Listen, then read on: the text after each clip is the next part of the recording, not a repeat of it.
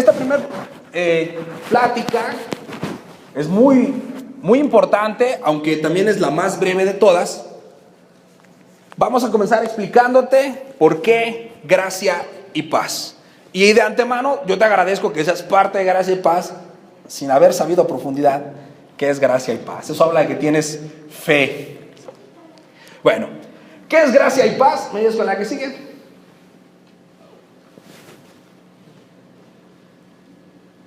Ok, Gracia y Paz es una iglesia local, parte de la iglesia universal, que es el gran cuerpo de Cristo. En tu manual tienes todo lo que te voy a estar diciendo. Si quieres seguirme mientras yo lo estoy platicando o escucharme y después lo revisas con calma, no pasa nada.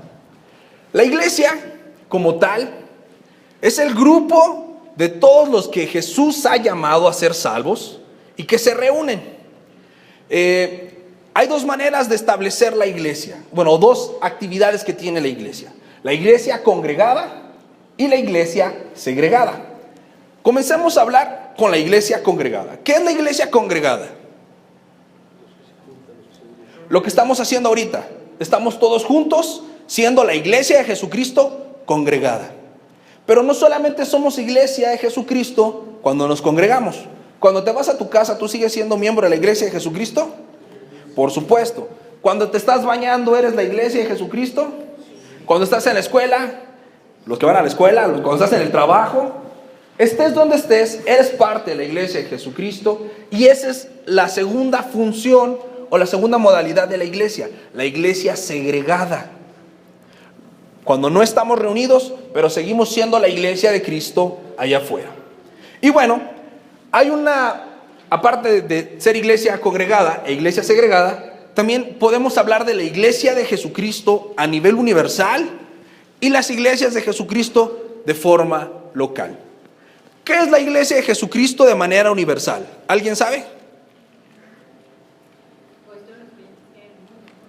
Todos los que han creído en Jesús y han sido salvos a lo largo de la historia. Todos los salvos somos la iglesia universal de Jesucristo. Pero está la otra modalidad, que de esa iglesia universal están las iglesias locales. ¿Qué es una iglesia local?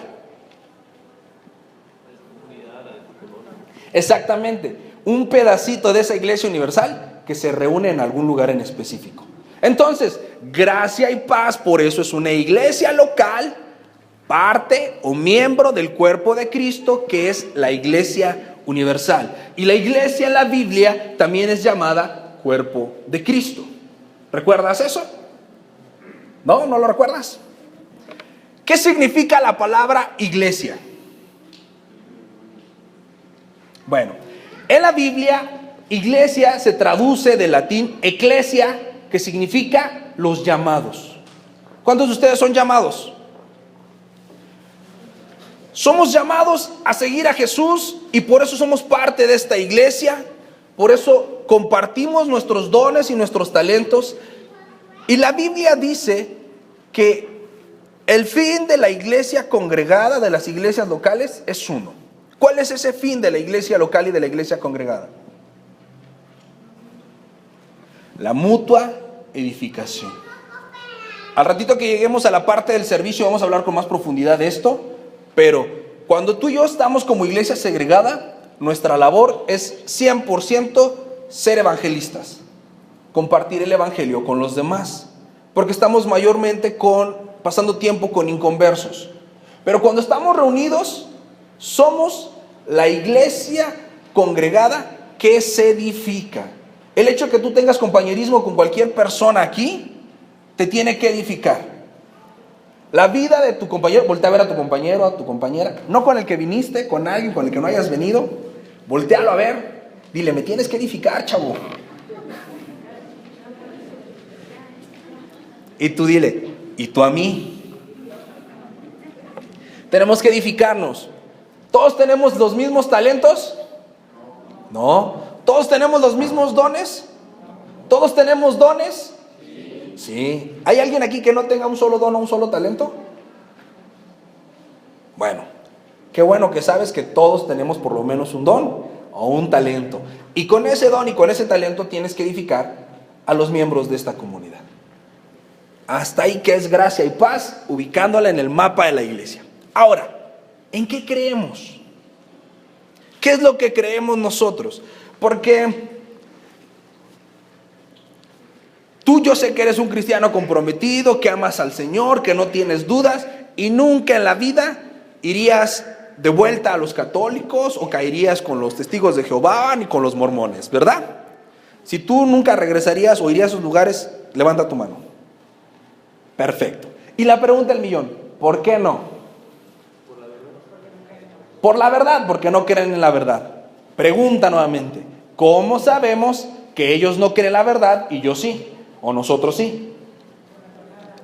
¿Por qué? ¿Por la palabra de quién? Por la Biblia, por el Evangelio, por la palabra de Dios. Pero fíjense, decimos, los católicos están mal, pero ¿quién me da un ejemplo de qué es lo que hacen mal? ¿Fuerte?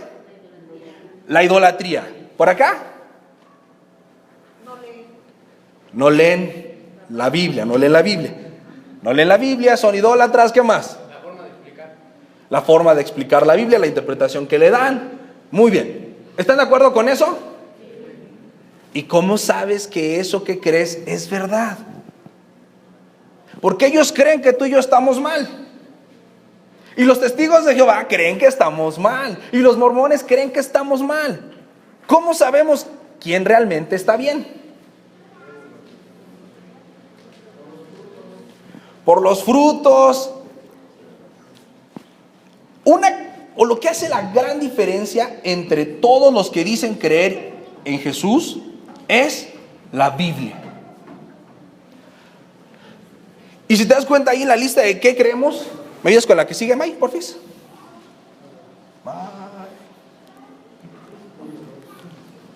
¿Le das un clic? Gracias. Ahí, ¿en qué creemos? ¿Cuál es lo primero en lo que creemos? La Biblia. Y te voy a explicar por qué. Los católicos, los testigos de Jehová y los mormones no creen en toda la Biblia. ¿Por qué? La teología católica, apostólica romana o remona, ellos dicen que creen en la autoridad de las escrituras y las tradiciones. Las tradiciones tienen el mismo nivel de autoridad que la Biblia. ¿Qué tradiciones tienen ellos? El Día de Muertos, hacer misas, que la misa no es otra cosa más que representar nuevamente el sacrificio de Jesús, y bueno, eso ya es antibíblico desde ahí, ¿no? Otra tradición que tienen ellos es el bautizo de infantes, que no está en la Biblia. Pagar para sacar a las ánimas del purgatorio, que el Papa ya dijo que no existe el limbo, ya no cerró el limbo, ya nomás está el purgatorio, porque antes también estaba el limbo. Entonces, si un niño se muere, ya no se va al limbo porque ya está cerrado, ya lo cerró el Papa. Creer en las tradiciones, al igual que la Biblia, tuerce la Biblia. Los testigos de Jehová no creen, aunque no tienen otro libro como tal, no creen en todo lo que dice la Biblia, porque la Biblia claramente dice que Jesucristo es Dios y ellos niegan la deidad de Jesucristo.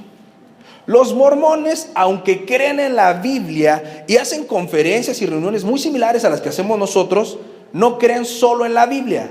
Creen principalmente ¿en qué? En el libro de Mormón, escrito por John Smith. El hecho de que no crean solo en la Biblia ya los pone en un error. Los musulmanes que acaban de hacer actos terroristas el día de ayer en París, ¿ellos creen en Dios? Creen en un Dios y dicen que es el mismo Dios que en el que creemos tú y yo. ¿Creen en Jesucristo ellos? Sí. Yo sé que nunca han leído el Corán, pero en el Corán hay más citas de Jesús que de Mahoma. Pero ellos tienen un problema. No creen que Jesús sea Dios. No creen en el Espíritu Santo. Entonces no creen en el mismo Dios que nosotros. Pero ¿cómo sabemos quién es Dios? Simple. La Biblia es la máxima revelación que Dios ha dado de sí mismo a los hombres. La Biblia rige nuestra conducta. La Biblia pone normas a nosotros y es el único estándar de vida que tenemos. Cualquier cosa que no venga en la Biblia contradice quién es Dios. La Biblia no solamente es la revelación más grande y completa que Dios nos ha dado, sino la única fuente de revelación. Di conmigo, la única fuente de revelación. Y está completa. Eso de que esta es la nueva visión, la nueva revelación, atenta contra la Biblia. Porque cuando el apóstol Juan termina de escribir el Apocalipsis, dice: y todas las plagas de este libro vendrán sobre aquel que ponga o quite a lo que aquí está escrito. Si tú le pones, estás haciendo mentiroso a Dios. Y si le quitas, también. Y dice que las plagas vendrán sobre esa persona. No podemos decir que hay una nueva revelación de Dios, porque la Biblia ya lo ha revelado por completo. Y la Biblia es tan profunda que nos vamos a morir y no vamos a terminar de entender ni la mitad de todo lo que Dios nos dice en la Biblia. Por eso la Biblia es la primera cosa en la que tenemos que creer. Porque la Biblia, ¿qué es? La revelación de Dios, es la palabra de Dios. Y cuando la Biblia habla, Dios habla. Por eso nuestro máximo, lo único que va a regir tu vida aquí es la Biblia. Aquellos que andan inventando mandamientos y queriendo volverse a ser como los fariseos, exagerando las verdades bíblicas, atentan contra la Biblia, porque no tenemos que ponerle nada. Y aquellos que quieren diluir el evangelio haciéndolo fácil, también atentan contra la Biblia, porque no debemos quitarle nada. Entonces aquí en Gracia y Paz Dios nos ha llamado a creer en la Biblia, en toda la Biblia y solo en la Biblia. Amén. Como creemos en la Biblia, toda la Biblia y solo la Biblia, creemos en todas las doctrinas que maneja la Biblia, y ahí te las enumero. Creemos en Dios, el único y verdadero Dios, que es el Dios trino, Padre, Hijo y Espíritu Santo, los tres con el mismo poder, el mismo nivel jerárquico, en perfecta y completa comunión. Creemos en la Trinidad, que es precisamente Padre, Hijo y Espíritu Santo, que obran de manera dinámica en toda la creación, en ti y en mí. Creemos que el hombre está hecho a imagen y semejanza de Dios, que es la obra maestra de la creación de Dios. Creemos que el hombre voluntariamente pecó. Aunque fue creado en un estado de inocencia, el hombre voluntariamente pecó, perdiendo así este estado de inocencia. Y que todas las personas que nacen son aborrecedores de Dios. ¿Alguien cree que pueda nacer un ser humano bueno? ¿Quién de aquí tiene en su familia bebés? Ya sean tus hijos, tus sobrinos o tus nietos. ¿Alguien tiene bebés, niños chiquitos? ¿Esos bebés, esos niños chiquitos son buenos? No. ¿Cómo son? Malos, perversos. Fíjate sus acciones naturales y dime cuántas son buenas. ¿Por qué hacen berrinche? ¿Por qué manipulan? Porque en ellos está la maldad. No son conscientes de esa maldad, pero es su naturaleza. Y Dios no los condena mientras sean niños, porque dice que de los niños es el reino de los cielos. Pero ya tiene su naturaleza caída. Y creemos entonces en la necesidad de la salvación del hombre. El hombre no se puede salvar por sí mismo. El hombre necesita de un salvador. ¿O alguien aquí se salvó solito?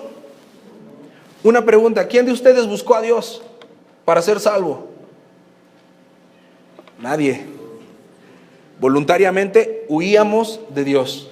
Fue Dios el que nos tuvo que acorralar, perseguir y aprisionar para que le siguiéramos. Y todavía nos seguimos resistiendo. Todavía nos seguimos rebelando a su voluntad. Esta salvación tendría que venir por medio de ¿quién? De Jesucristo. Y esta salvación es por gracia y viene a nosotros por dos condiciones. ¿Cuáles son estas dos condiciones que necesitamos para ser salvos? La fe y el arrepentimiento. Sin fe y sin arrepentimiento no hay salvación. Por eso, mis amados líderes, se darán cuenta que los domingos no hacemos llamado al frente ni hacemos oración de fe. ¿Se han dado cuenta de eso? ¿Por qué? La oración de fe fue inventada a finales del siglo XIX, principios del XX, como una estrategia evangelística. No está mal en sí, pero sí el nivel al que hemos llevado esta oración. Hemos hecho que esta oración testifique quién es salvo y quién no. Cuando la salvación no es por repetir una oración, sino por tener fe y arrepentimiento. Sí, Romanos dice que con el corazón se cree para justicia y con la boca se confiesa para salvación. Pero lo que está diciendo ahí nunca es repite una oración, porque Jesús prohíbe orar con vanas repeticiones.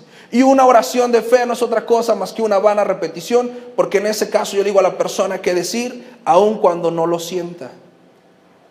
No es una varita mágica. Ella tiene que escuchar el Evangelio, que el Evangelio a través del Espíritu Santo produzca fe y lo lleve a arrepentirse. Y eso produce entonces en él la salvación.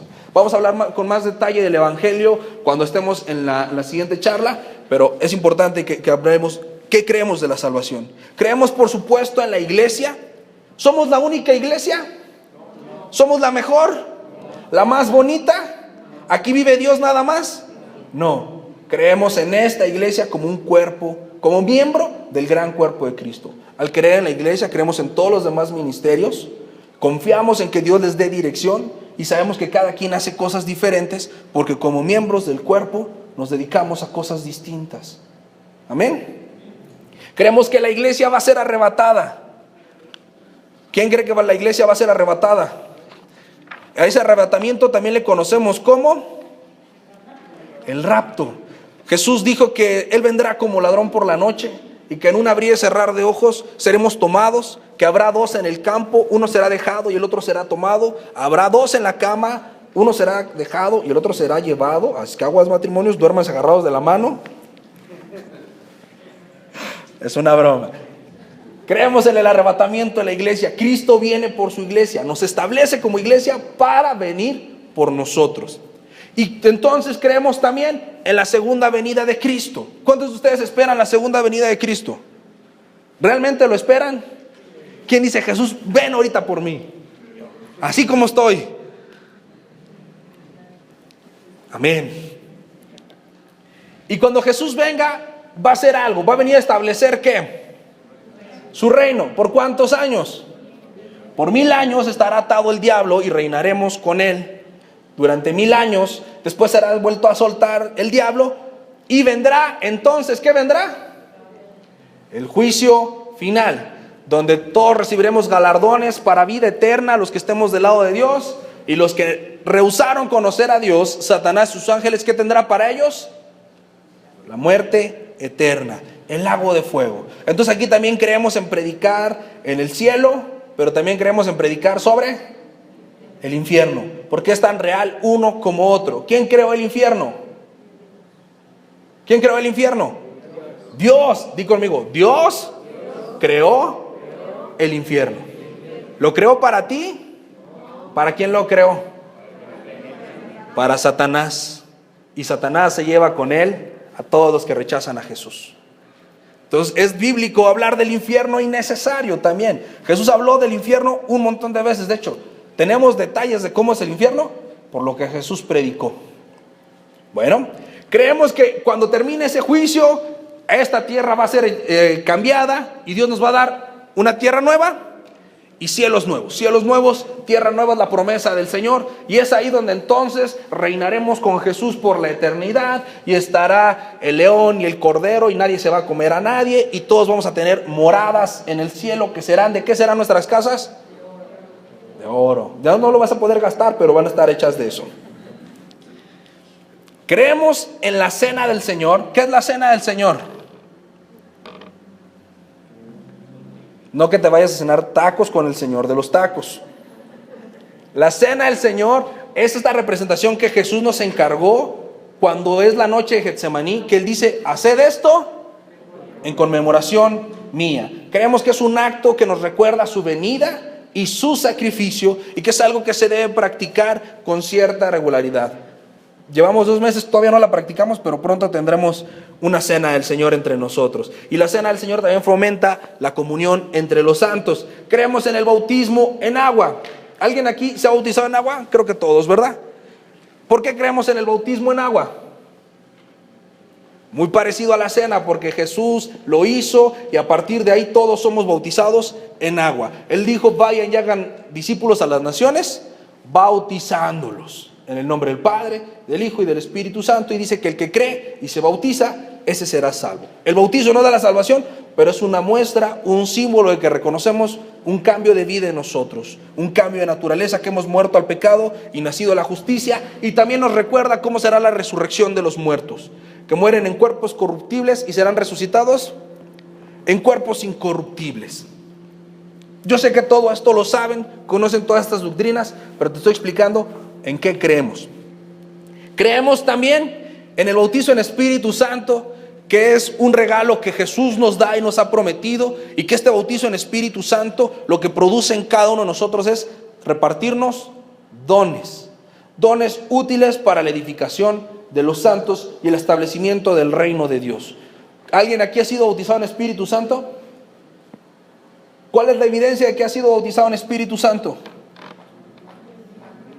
Los dones, no solo las lenguas. Hay quienes no han recibido las lenguas, pero ya han recibido el bautizo en Espíritu Santo.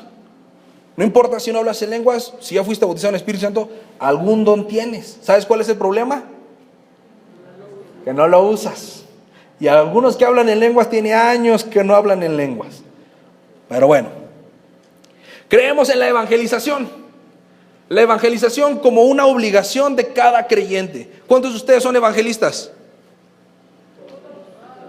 Deberían ser todos. A veces decimos, no, es que ese no es mi ministerio.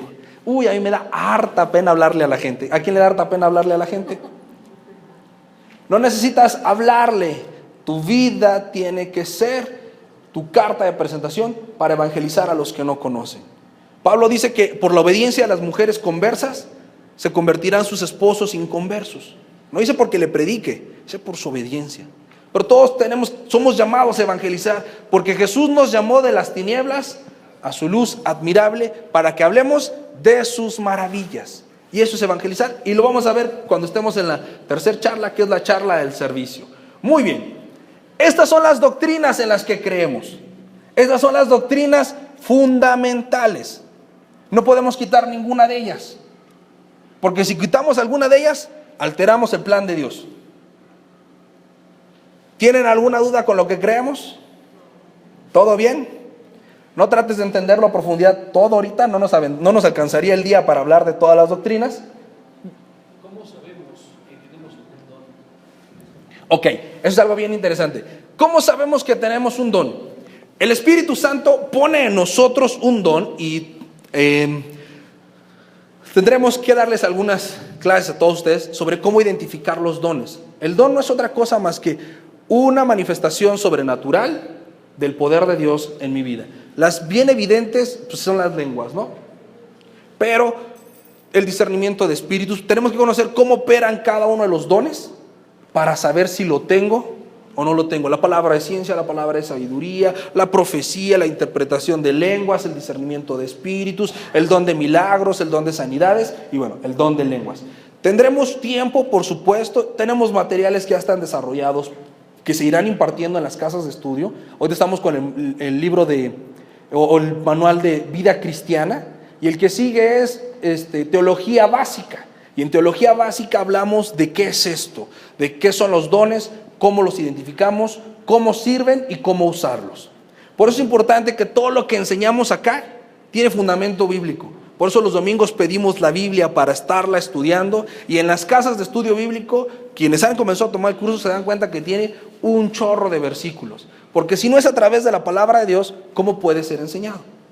Y a veces no sabemos cómo identificar cuál es mi llamado, cuál es mi don, porque no tengo esa familiaridad con lo que la Biblia dice. Pero este curso lo explica muy bien y pronto lo estará tomando para irlo identificando. Muy bien, ¿alguna otra pregunta hasta aquí con las doctrinas?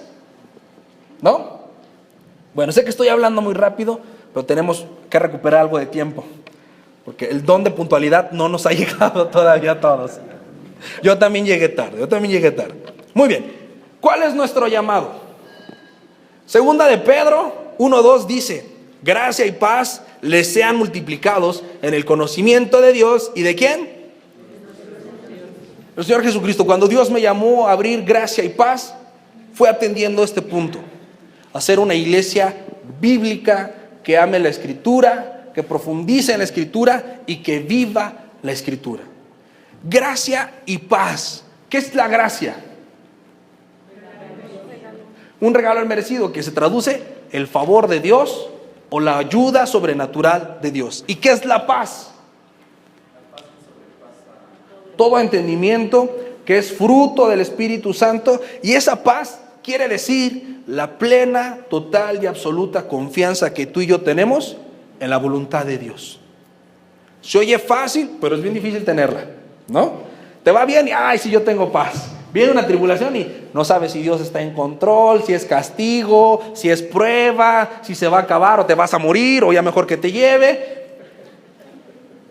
Para alcanzar la gracia y la paz, dice, gracia y paz les sean multiplicadas. O sea, quiere decir que vas a comenzar a tenerlas y van a seguir creciendo en tu vida. ¿Por medio de qué? Del conocimiento de Dios y de Jesucristo. ¿A qué estamos llamados? A conocer a Dios y a Jesucristo. Obviamente al Espíritu Santo. ¿Y en dónde los vamos a conocer? En la Biblia. Estudiando, aprendiendo y viviendo la Biblia. A eso fuimos llamados. Entonces si te preguntan, ¿y qué hacen en gracia y paz? Estudiamos la Biblia. Nada más, pues con eso tenemos, ¿no? No nos alcanzará la vida para estudiar toda la Biblia. Ahora, quiero responder algunas preguntas que a lo mejor tú tienes y que las puse aquí porque son 3 preguntas que me hacen de 10 personas, 8. De todas las que platico, no solamente ustedes, sino con otras personas de otras congregaciones que tengo la oportunidad de tener amistad y conocimiento con algunos de otras congregaciones. Me preguntan esto. ¿Me ayudas con la que sigue? No está, perdón, regrésate, disculpa. No, se me olvidó poner. Ok, 3 preguntas que me hacen muy seguido y que vamos a responder. ¿Cuál es tu cobertura? A mí me preguntan mucho, oye Oscar, ¿pero cuál es tu cobertura? ¿Quién te da cobertura para poner un ministerio? ¿Han escuchado esa palabra, ese término, cobertura? Sí. ¿Alguien sabe qué rayos significa cobertura? Protección. Muy bien. ¿Alguien me puede explicar en qué parte de la Biblia hablan de la cobertura? Tú puedes leer de Génesis, Apocalipsis y nadie usa el término cobertura. ¿Qué significa cobertura? Protección y autoridad. Cuando te preguntan quién es tu cobertura, te preguntan debajo de quién estás en autoridad, ¿no?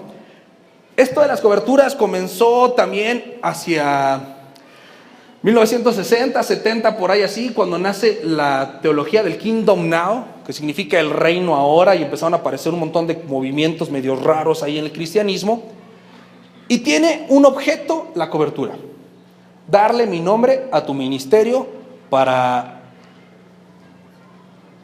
se me fue la palabra, para avalarlo. Entonces, si yo soy alguien famoso, te doy mi nombre y la gente va a saber que en esa iglesia hacen lo mismo que yo. Entonces la gente va a poder ir. Una especie de franquicias. Pero, ¿sabes? Muchos me han ofrecido también cobertura, no solamente del país, sino también de Estados Unidos. Me han dicho, ¿no quieres mi cobertura? ¿Qué implica que yo reciba la cobertura de alguien? Que yo le dé a él el 10% de todo lo que ingrese a Gracia y Paz. No nos alcanzaría para pagar el salón. Primero, te piden que les des el 10% y que los invites por lo menos 3 o 4 veces al año a predicar a tu congregación. Que implementes todo lo que ellos hacen. Es otra cosa, te decía, como volverte franquicia de alguien. Ahora te vas a llamar así y vas a hacer esto y esto. Yo no juzgo a quienes lo hacen, pero Dios no nos llamó a eso. Dios no nos llamó a tener una cobertura en ese sentido. No nos llamó a ser como alguien ya es, porque entonces ¿para qué abrimos una iglesia? Mejor vamos y nos congregamos en esa, ¿no? Yo pienso.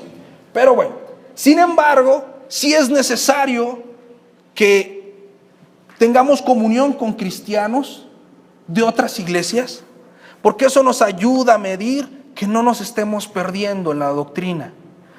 Tener comunión con otros que enseñen otras cosas también es necesario, porque siempre te va a edificar. Y no te preocupes, yo tengo cercanía con 2 o 3 pastores en México y 2 en Estados Unidos que me asesoran, me coachean, y platiqué mucho con ellos antes de tomar la decisión de abrir esta congregación. Dios me llamaba desde hace 2 años a hacerlo, pero no quería hacerlo por hacerlo, quería estar seguro de que esto viniera de Dios. Comencé a orar, a ayunar, a tener convivencia, comunión y consejo de estas personas que no son en común entre ellos, bueno, no son amigos por decirlo así. Sin embargo, la orientación y el consejo que recibí siempre apuntó a hacerlo. Y estamos acá. Yo no sé si algún día tengamos una cobertura, pero el día de hoy Dios no nos ha llamado a hacer eso. Y no creo que sea lo que necesitemos. Como te digo, no somos la única iglesia, ni la mejor, ni nos abstraemos del cuerpo de Cristo. No, tenemos comunión con otras iglesias, incluso con otros pastores. Pero estamos llamados a hacer algo bien puntual y es lo que queremos hacer. Amén. Hasta aquí la respuesta de la cobertura. Por eso no tenemos cobertura. En resumidas cuentas, ¿por qué Dios no nos pidió que tuviéramos cobertura? Segunda, diezmo. Oscar, ¿por qué no pides diezmo? ¿Se habían dado cuenta que no pedimos diezmo? Ay, gracias a Dios. ¿Por qué, Oscar, no pedimos diezmo? Sencillo, si estamos creyendo en la Biblia, en toda la Biblia y solo lo que dice la Biblia, la iglesia de Cristo, desde que aparece en Hechos, nunca pidió diezmo.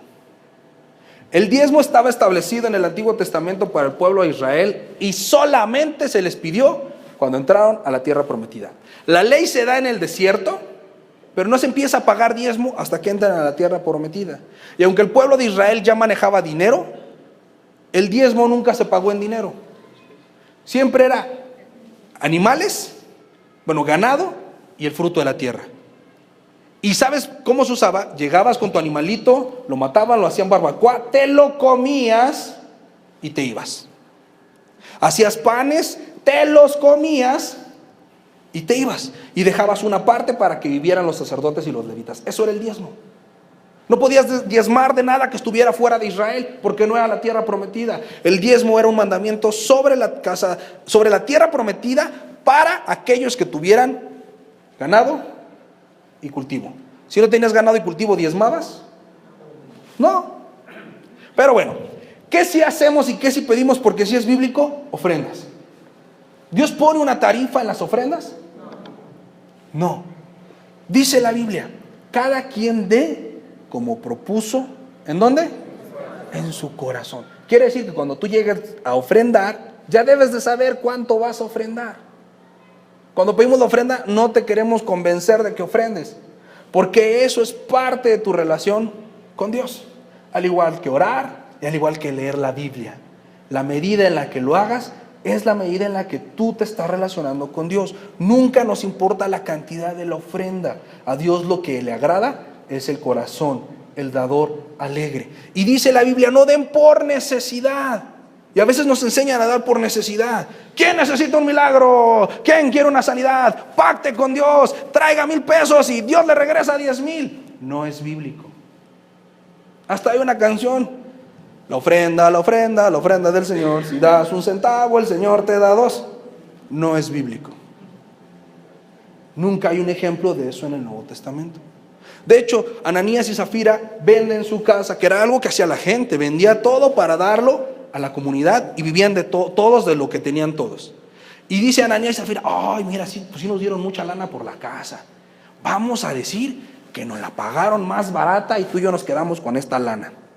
Y llegan y dicen: mira, vendí mi casa en tanto, aquí está todo.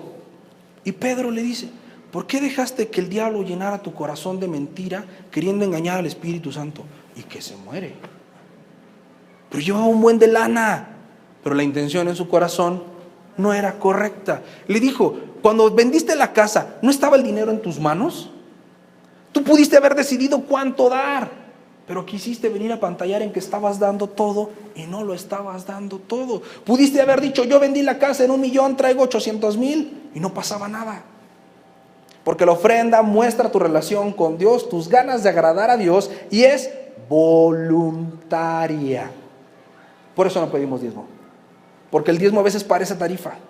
Y si no diezmas, Dios no te bendice. No es bíblico. Sí, Oscar dice: traigan alimento a mi casa, traigan los diezmos al alfolí, ya hay alimento en mi casa, y verán si no abro las ventanas de los cielos. Y es el único versículo donde Dios dice: pruébame. Pero dice: hay alimento, no dinero. y se acababa de reconstruir el templo y nadie estaba haciéndole culto a Dios. Por eso Dios les llama a dar los diezmos, porque los diezmos eran parte de las ofrendas que daban para tener culto con Dios. Por eso no pedimos diezmos. Pregunta contestada. ¿Qué si pedimos? ¿Qué le vas a dar al Señor de todo tu corazón? ¿Cuánto?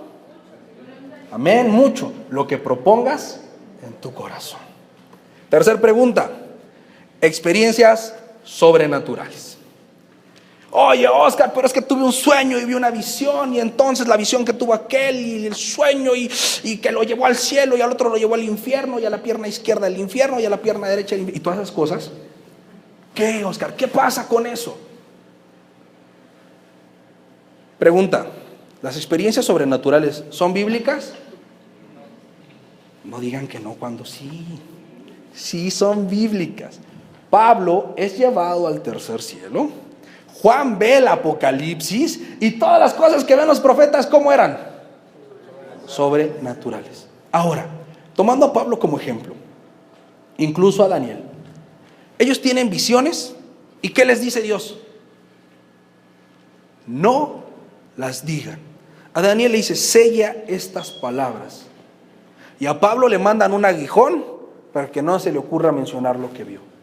¿Las experiencias sobrenaturales son bíblicas? Sí. ¿Suceden? Sí. Pero ¿sabes cuál es la importancia de esas experiencias? Es mínima. Es algo que Dios te dio a ti, que sirve para tu vida, pero tiene que estar confirmado y revelado a través de ¿qué? De la palabra de Dios. O es que tuve un sueño, me paré y nada más traía un calcetín puesto. ¿Qué quiere decir? Aquí no interpretamos sueños. Es que me vi y estaba pelón. Aquí no interpretamos sueños. Si tuviste un sueño, ora y pregúntale a Dios. No negamos las experiencias sobrenaturales porque claro que existen, pero no son el objeto de la comunión con Dios. Y, oye, tuve un sueño contigo, déjate platico. Es que yo te vi bien triste, Oscar. A Nayeli le hablaron hace algunos días. Y le dijeron, ¿cómo están? Tuvimos un sueño con ustedes. Soñamos que Oscar iba delante de ti, llore y llore y llore, y que tú estabas atrás y no lo querías seguir. Díganos, ¿tienen problemas? Digo, no, pues sí, la verdad Nayeli me trata re mal. Pues no, pero si Dios me quiere decir algo a mí, le va a poner un sueño a alguien que ni veo, ni te va a poner sueños de ti para que andes diciéndole nada a nadie. Si Dios quiere hablar con alguien, ya escribió la Biblia 66 libros para comunicarse con él. No negamos las experiencias sobrenaturales, pero las ponemos en el contexto bíblico que deben de estar. Son personales y deben de estar sustentadas por la Biblia. Porque a lo mejor nada más fue que los de tripa tenían mucha grasa y te dormiste tarde y